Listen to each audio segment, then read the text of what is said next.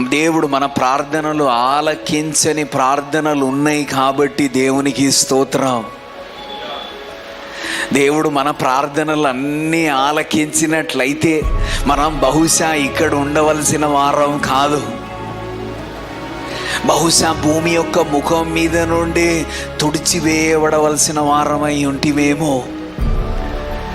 ఒకానొక సందర్భంలో కర్మేల్ పర్వత శిఖరం మీద నిలబడిన అగ్నిని ఆకాశం నుండి క్రిందికి దించిన అదే ఏలియా కాయిన్కి 2 ప్రక్కలు ఉంటున్నట్లు మనకు బదరీ వృక్షం క్రింద కనబడుతూ ఉంటున్న ఏలియా 4వ వచనం 2వ భాగంలో ఇలాగ చెబుతున్నాడు, నా ప్రాణమును తీసుకొనుము అని ప్రార్థించాను.